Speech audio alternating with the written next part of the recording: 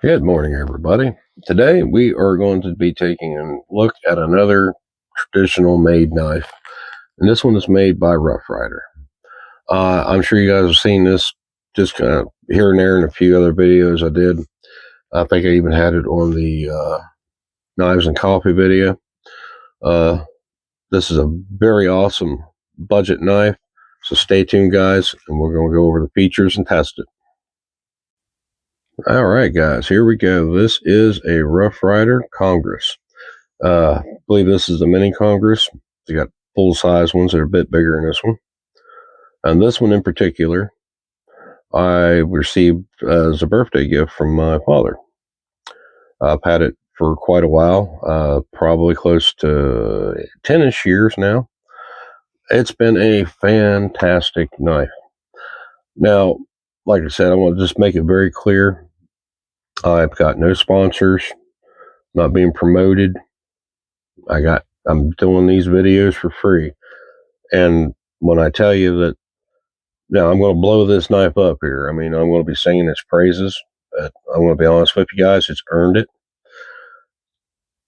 Rough Rider has made some, in my personal opinion, especially with your traditional folding pocket knives, hands down the best quality for the price I've found yet to date.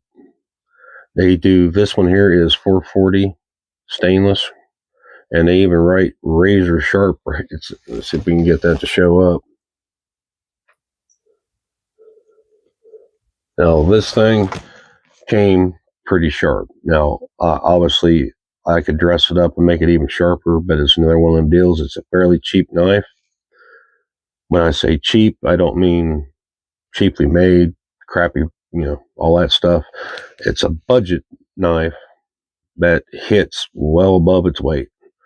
The price point on this was at the time, I think around maybe 16 bucks, 12 to 16. I don't remember exactly. But I mean, this thing has performed like $100 knife. It has absolutely blown me away.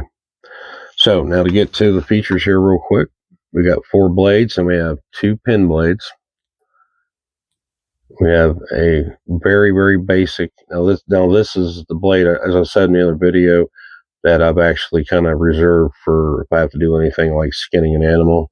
So I don't really use this one on much. I mostly use this sheep's foot, and that's the workhorse on this knife blade. It does most work, and the little pen knives or pin blades here, because I do a lot of wood whittling, and those kind of come in handy for small detailed work. Now, like I said, maybe kind of ruining people to stick by to at the end of the video or all that stuff to say it was any good, but you don't have to watch it. You don't have to skip through it. I'm going to tell you right now, it's a good knife. It is fantastic.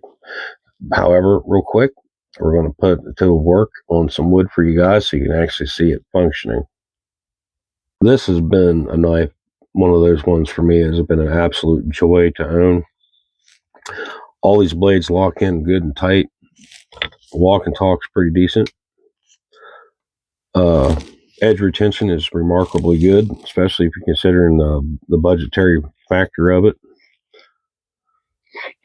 I have carried this knife in my pocket for a very long time, and I cannot even begin to tell you the amount of wood this thing has actually whittled through. I would almost dare say it has whittled through an entire actual full-size tree worth of wood.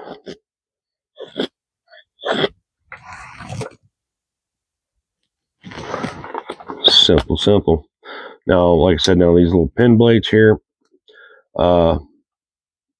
this one is not been modified. I got one that is modified, and I'll show that to you in a little bit. Like I said, what I like about these little pin blades here, they're great for some more detailed kind of work, especially in the realm of just carving wood.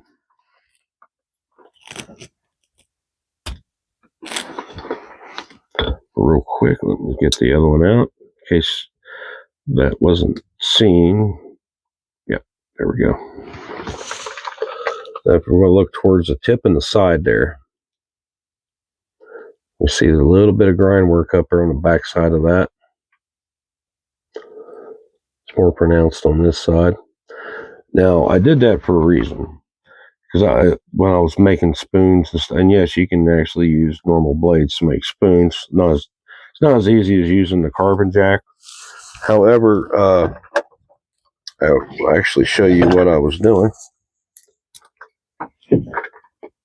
Now, let's just say this was the spot in the spoon where I did the handle, and I simply wanted to. Hold on, let me clean this up real quick. Here we go. Put a hole in that. I was basically using this like an awl. And, well, I won't necessarily recommend you do this with your knives because it could actually break your tip. I was confident in the quality of the Rough Rider knives, not to be too concerned with that, to be honest with you guys. Knock this huge fat part off the back here real quick.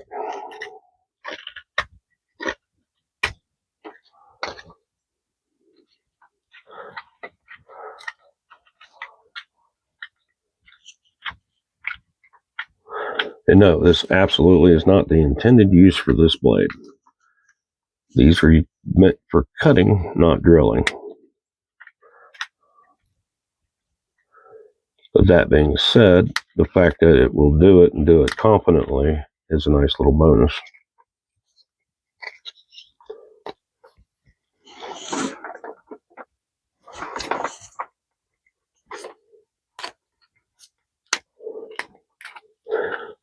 Now, this could definitely prematurely wear the fittings on this knife. I'm not going to argue that.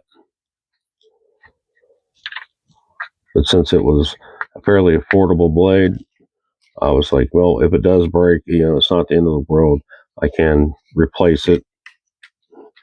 So, like I said, got some sentimental value. All right, I don't know if you can see that in the camera, but there's a little spot there where the tip just broke through. It was a matter of coming back on the back side of it.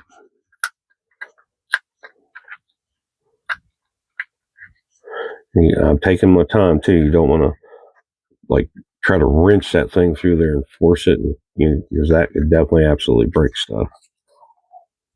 But now, see a light through there. Now we got a hole, and that has some practicality and some more bushcrafty, survival-y type stuff. So, you can keep that in mind. Okay, guys, real quick, we're going to just take some of this thicker, heavier duty cordage here.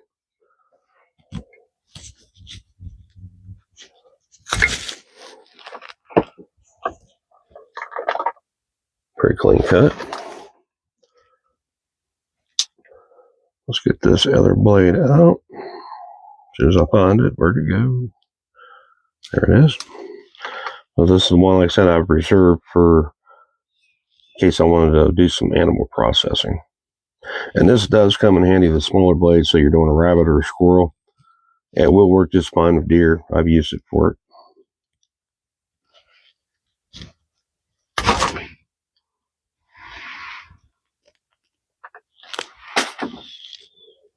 Let's get some cardboard cut, guys.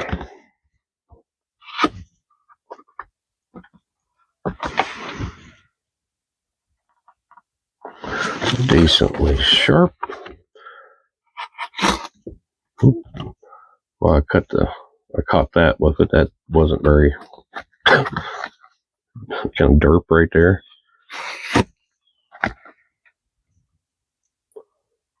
Nice, good, long, clean cut there, guys.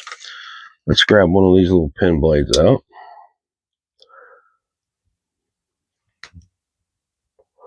It's not too bad. It's still pretty sharp for where I was using it as an auger. Yeah. Nice, clean cut.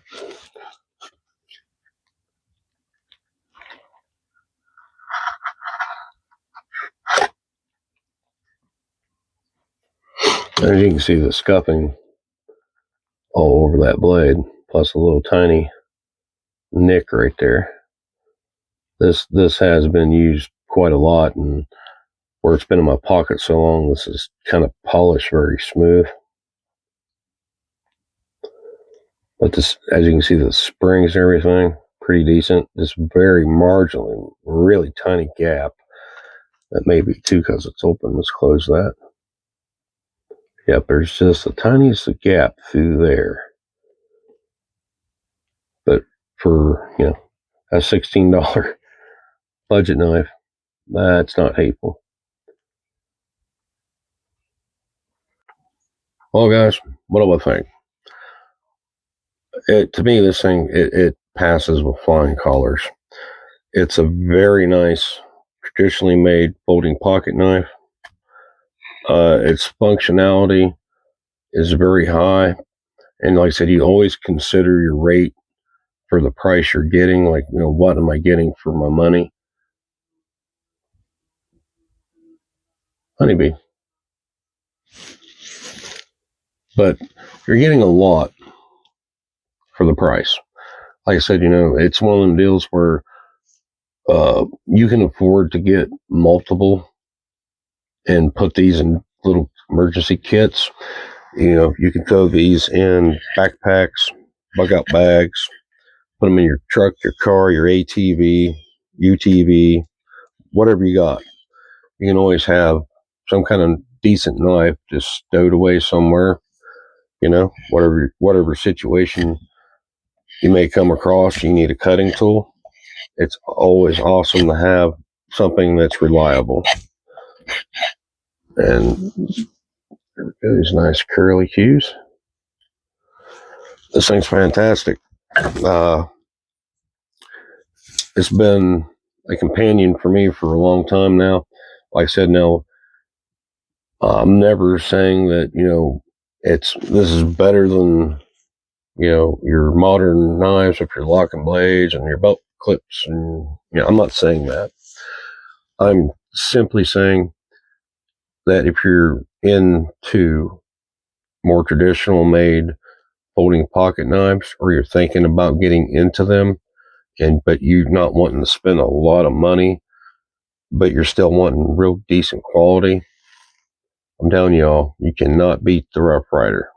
They're made in China, but whatever they're doing for quality control there has been working for decades. I've yet to get a Rough Rider pocket knife that wasn't good, and I've got quite a few of them. My father has probably close to 50 of them, and we've both used them. We've processed animals. My dad will use his folding pocket knives for a wood tool. He'll just, he needs to carve up something that's made out of wood, plastic. There it goes, and they've all held up.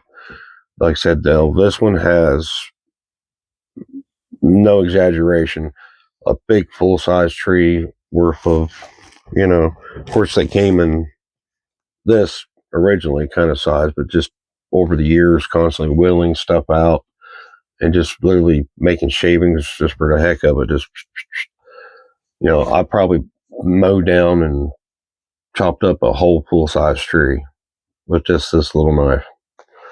And that ain't even an exaggeration. However, guys, as always, I'm not telling you need to do anything, you need to buy anything.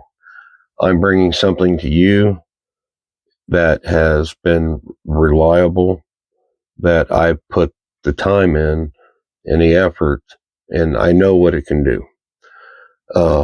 And these type of knives, if you don't like them, that's no big deal.